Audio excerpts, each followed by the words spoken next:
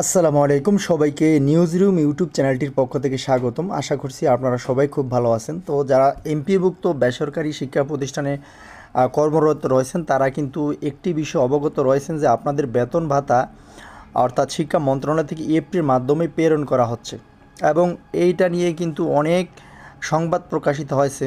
তো আজকে যেই সংবাদটি প্রকাশিত হয়েছে দ্য ডেইলি ক্যাম্পাস পত্রিকা, সেটা হচ্ছে আপনাদেরকে একটু ছোট করে বলি। আপনাদের যাদের যাদের এনআইডি কার্ডের তথ্য অর্থাৎ ভুল রয়েছে এবং ব্যাংক হোল্ডারের নামে ভুল রয়েছে, বিভিন্ন কাগজে ভুল রয়েছে, তারা কি করবেন, এখন কিন্তু সর্বশেষ একটি নির্দেশনা দিয়েছে মাওসি। এই নির্দেশনা যদি আপনি না পড়েন, না বুঝেন, তাহলে কিন্তু আপনার বেতন ভাতা পাবেন না, আটকে যাবে।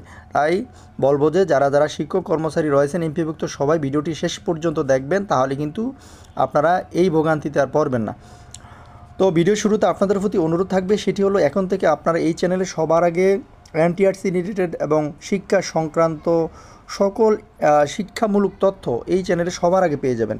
যার জন্য আপনি যদি একজন শিক্ষক হয়ে থাকেন তাহলে চ্যানেলটি সাবস্ক্রাইব করে আমাদের সাথে যুক্ত থাকবেন, কারণ আমরাই সর্বপ্রথম সবার আগে এই চ্যানেলে শিক্ষামূলক তথ্য কিন্তু দিয়ে থাকি।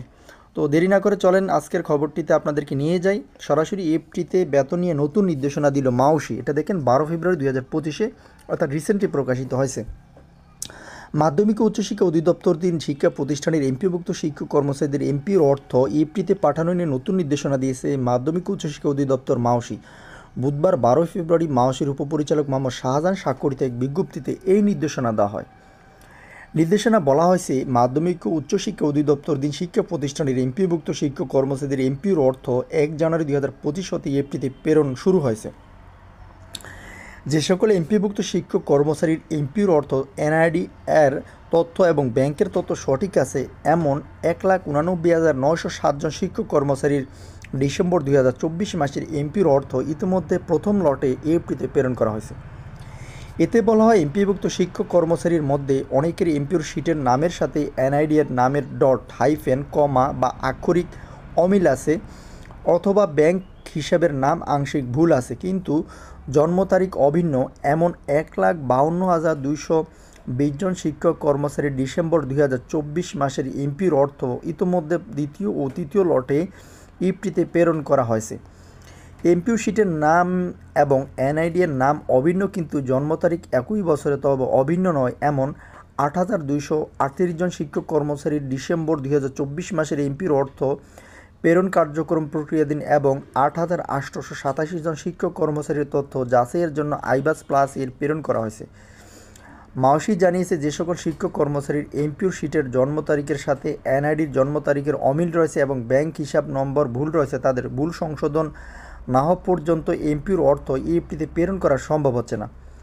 দ্বিতীয়, তৃতীয়, চতুর্থ এবং পঞ্চম লটে যে সকল শিক্ষক কর্মচারীর ডিসেম্বর 2024 মাসের এমপিওর অর্থ ইএফটিতে প্রেরণ করা হয়েছে এবং তথ্যের ভুলের কারণে যাদের এমপিওর অর্থ প্রেরণ করা সম্ভব হয়নি, তাদের নিম্নে উল্লেখিত সময়সূচি অনুযায়ী অর্থ অধিদপ্তরের স্মারক নং, যেটা আপনারা দেখতে পারতেছেন, হিসাব তারিখ 27/10/2022 খ্রিস্টাব্দ পত্রের নির্দেশনা অনুযায়ী অনলাইন এমপিও সিস্টেম যথাযথ প্রক্রিয়ায় আবেদন করে তথ্য সংশোধন করার জন্য নির্দেশ ক্রমে অনুরোধ করা হলো।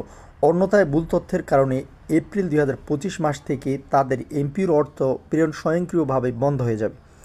নির্দেশনা বলা হয়, যথাযথ প্রক্রিয়ায় আবেদন করে এমপিও শিটের তথ্য অনলাইনে সংশোধন করা হলে তা স্বয়ংক্রিয়ভাবে এমপিও ডাটাবেজ সংশোধিত হবে। তবে এনআইডি এবং ব্যাংকের তথ্য সংশোধনের পর পরবর্তী কার্যক্রমের জন্য এমপিও ইএফটি মডিউলে লগ ইন করে অনলাইনে আঞ্চলিক পরিচালক কলেজের ক্ষেত্রে বা উপজেলা থানা মাধ্যমিক শিক্ষা কর্মকর্তার স্কুলের ক্ষেত্রে মাধ্যমে মাধ্যমিক ও উচ্চশিক্ষা অধিদপ্তরে প্রেরণ করতে হবে। এতে আরও বলা হয়, প্রতিষ্ঠান প্রধান কর্তৃক দাখিলকৃত এফটিতে অর্থ প্রেরণ করার জন্য প্রয়োজনীয় এমপিওর অর্থ সংশোধনের অনলাইন আবেদন প্রচলিত এমপিও আবেদনের শিডিউলের বাইরে নিম্নে বর্ণিত শিডিউল মোতাবেক সংশোধন কার্যক্রম সম্পন্ন করার জন্য অঞ্চলের পরিচালক, কলেজ উপপরিচালক, মাধ্যমিক জেলা শিক্ষা কর্মকর্তা এবং উপজেলা থানা মাধ্যমিক শিক্ষা কর্মকর্তাকে নির্দেশক্রমে অনুরোধ করা হলো। স্কুলের ক্ষেত্রে 6/3/2025 প্রতিষ্ঠান প্রধান কর্তৃক আবেদনের সর্বশেষ তারিখ, উপজেলা হতে অগ্রহায়ণের সর্বশেষ তারিখ 11/3/2025, জেলা হতে অগ্রহায়ণের সর্বশেষ তারিখ 17/3/2025, আঞ্চলিক উপপরিচালক হতে অগ্রহায়ণের সর্বশেষ তারিখ 30/3/2025। মহাশয় অধিদপ্তরের সংশ্লিষ্ট শাখা কর্তৃক অনুমোদনের সর্বশেষ তারিখ 7/4/2025। কলেজের ক্ষেত্রে প্রতিষ্ঠান প্রধান কর্তৃক আবেদনের সর্বশেষ তারিখ 6/3/2025। আঞ্চলিক পরিচালক হতে অগ্রহায়ণের সর্বশেষ তারিখ 30/3/2025। মহাশয় অধিদপ্তরের সংশ্লিষ্ট শাখা কর্তৃক অনুমোদনের সর্বশেষ তারিখ 7/4/2025। তো আশা করি বুঝতে পেরেছেন। পরবর্তী নিউজ পেতে আমাদের চ্যানেলটির সাথে এইভাবে আপনারা সবসময় যুক্ত থাকবেন। আপনাদের প্রতি শুভকামনা থাকবে। আসসালামু আলাইকুম।